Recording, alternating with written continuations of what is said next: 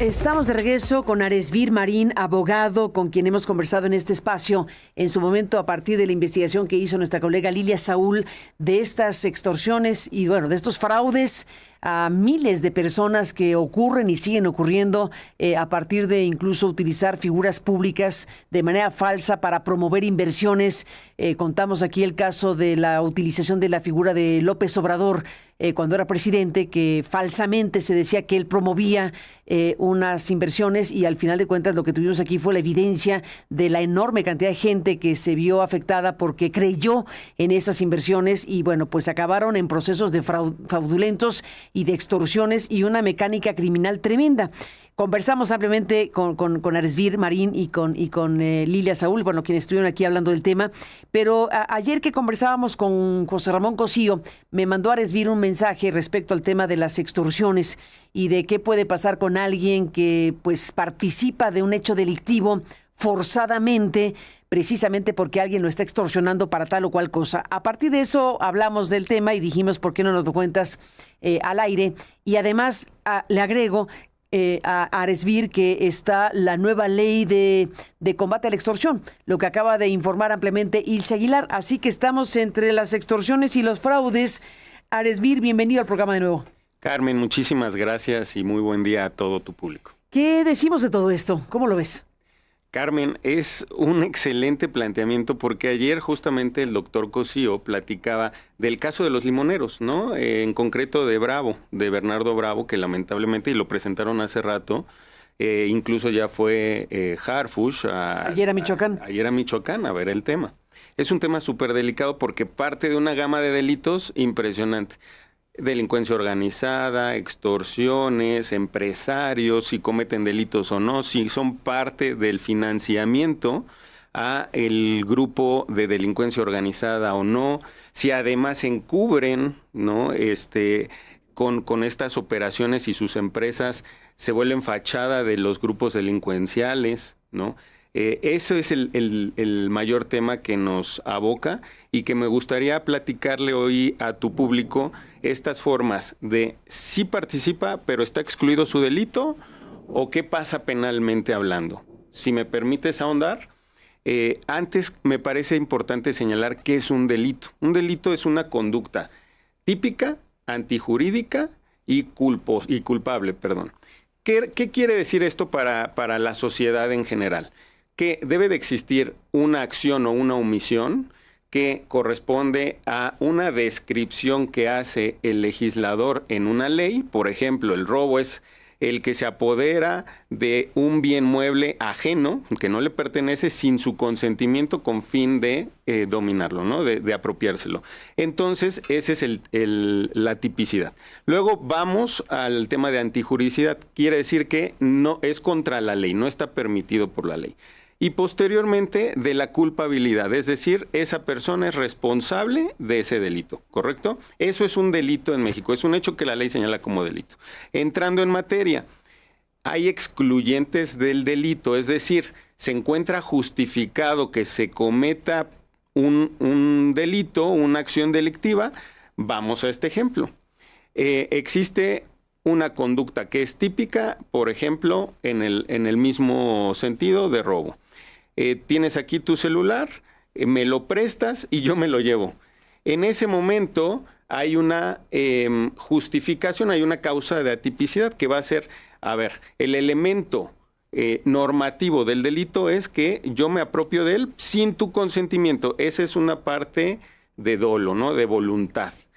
Entonces yo me apropio de él y me lo llevo, pero tú lo consentiste. En ese momento se rompe esa tipicidad porque el legislador dijo a quien sin su voluntad, sin su consentimiento, y ahí tú ya me lo diste. Por lo tanto, no es robo.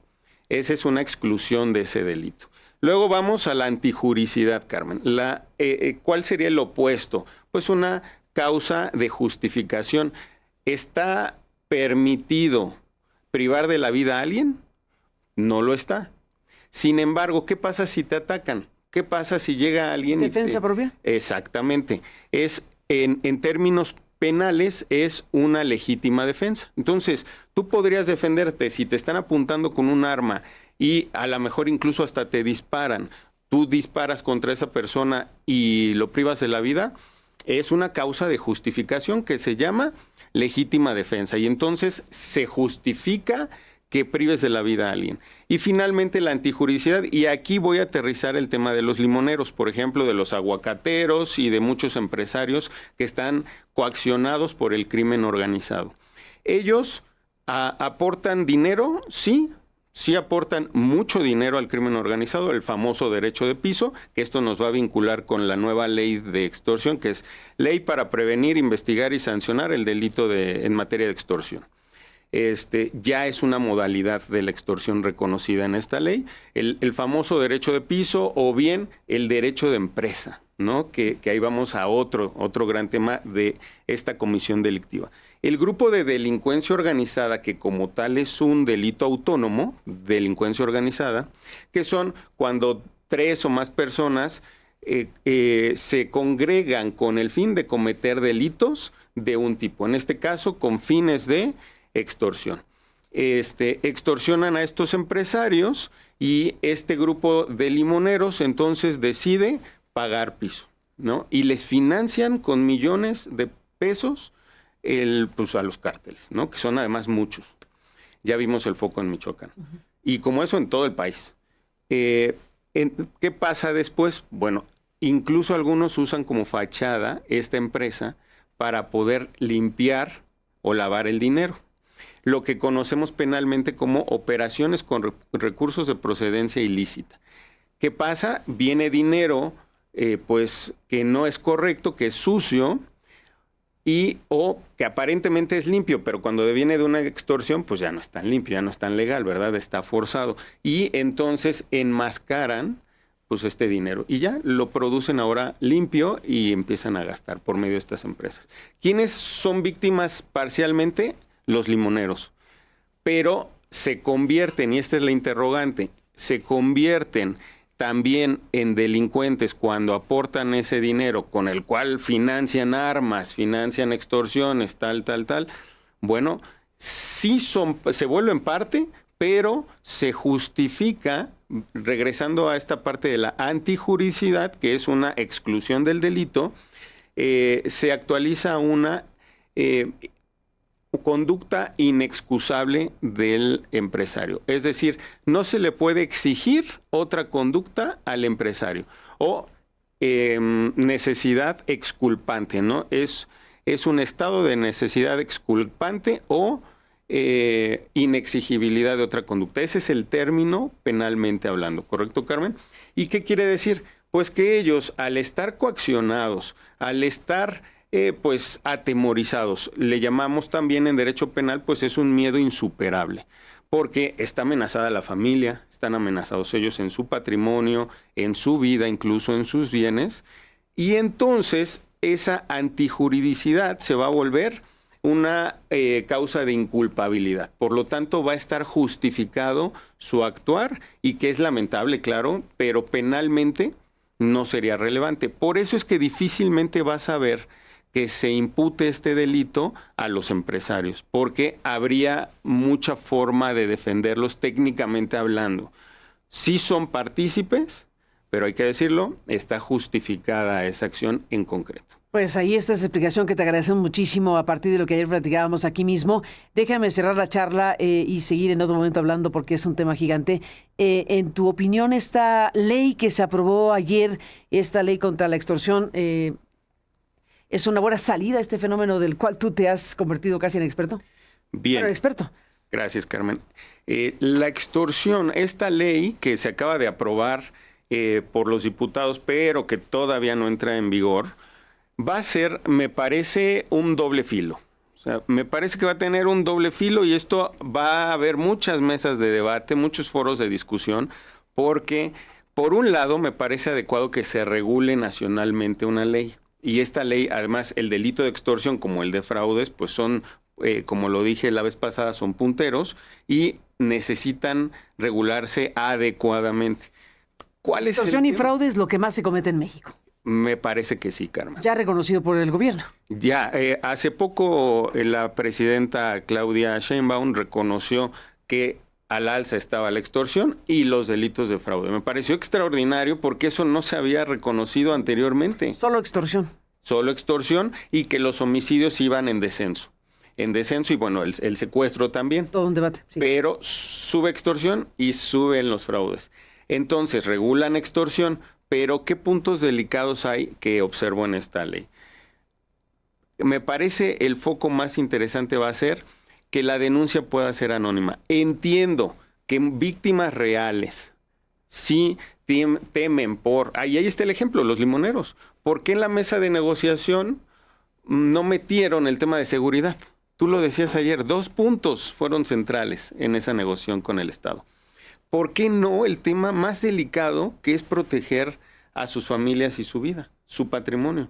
¿Por qué no lo metieron en ese eje? Pues ahí está el temor insuperable. Exacto. ¿Te refieres a los agricultores? Porque hablamos con Álvaro López Ríos y nos decía que los 2 temas eran el precio de garantía, que ya llegaron a un acuerdo, y el otro tema era sacar los granos del Temec, pero que el tema de la seguridad y de las extorsiones, eso no lo habían puesto a la mesa por temor. Es correcto. Justamente a eso me refería con lo vive todo el país, porque son agricultores, aguacateros, y seguramente en el caso de Bernardo, el grupo limonero, y como se llame cualquier jitomatero, donde pueda haber recursos importantes para el financiamiento a la delincuencia organizada.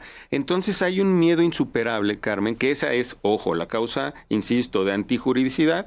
Eso justifica el tema de que sean denuncias anónimas, pero dices que te causa también otra preocupación. Es de doble filo el tema. Exactamente, porque si bien a las víctimas les va a ayudar, las víctimas reales, ¿qué va a pasar, Carmen, con las víctimas fabricadas? Que como abogado nos ha tocado en el despacho, y seguramente mis colegas compartirán esto, defender a muchas víctimas que se encuentran en reclusorios, ¿no? Que no son culpables, pero que se les ha fabricado algún delito. Imagínate lo sencillo que va a ser denunciar anónimamente a alguien, que se inicie una investigación y que posiblemente si encuentran o se fabrican algunos leves indicios que hagan presumir la participación, o un número anónimo, que esto es muy común, y se vincule con esta persona, puede quedar privado de la libertad porque va a ser es un delito que amerita prisión preventiva oficiosa, que recordemos, es de imposición automática, Carmen. O sea, no hay debate sobre si se justifica o no. Simplemente te vincula a proceso y te vas a la cárcel mientras investigas. Y en ese momento el juez está obligado a... Está obligado a imponerla, y puede durar 1, 2 años, 2 años y medio, 3 años el juicio, y la persona, aunque sea absuelta, ya pasó y perdió 2, 3 años de su vida. Ese es, me parece, el punto más delicado, fuera de los puntos adecuados que tiene esta ley. Imagínate lo delicado que puede ocurrir con las víctimas fabricadas, que es una realidad, ¿no? O sea, no es algo que... Sí, son los 2 filones. Desde luego se entiende que las personas dicen, ¿yo cómo voy a denunciar si me matan? O sea, eso es clarísimo el asunto. ¿Cómo resolverlo? ¿Qué situación tan compleja? Porque también el Estado tiene que actuar en relación a casos como el de Bernardo y otros tantos que han sido asesinados por denunciar o por negarse a pagar, y cómo denuncias frente a los criminales con este contexto. Pero coincido contigo, que se abre también una ventana muy preocupante de la facilidad para eventualmente fabricar. O sea, son las 2 cosas. Claro, Carmen. Yo estoy de acuerdo en que el Estado imponga una forma de control contra estos grupos o estas personas que hacen, extorsionar. Recordemos que es esta forma de hacer que alguien haga algo que no quiere, que deje de hacerlo, ¿no? O que simplemente deje pasar, ¿no? Por ejemplo, tú no vas a condenar, o tú no vas a recibir a este paciente, déjalo pasar. Digo, me estoy yendo a distintos ámbitos porque incluso se da en los doctores, en los empresarios, en estos grupos, retomando los agricultores y los limoneros, me vas a dar el 10% de lo que te ingrese. Pues tienes que hacer obligadamente, sin tu consentimiento, tienes que dar ese dinero que es tuyo, pero que ahora va a ser mío, ¿no? Y es una forma de extorsionar. Te vas a abstener de colocar este precio a la semilla, a los limones, porque yo lo voy a controlar. Es otra manera de extorsionar. Totalmente. Entiendo. y es adecuado que se regule, pero ¿hasta dónde, Carmen? También eso lo tiene que valorar el gobierno, el Estado. Debe de haber un punto donde no se preste a pues extorsiones, lo decía el doctor Cosío, pues también que se cometan por parte del Estado, ¿no? Y ahí sí sería sumamente delicado que algo que parece bueno se use con fines malignos. Pues ahí está, vamos a ver qué pasa, pero sí es importante poner foco de mayor amplitud para que digamos, bueno, tiene un rango importante de cosas positivas, que se actúe al respecto de las extorsiones, pero hay que ver con lupa todo lo que esto significa. Claro, Carmen.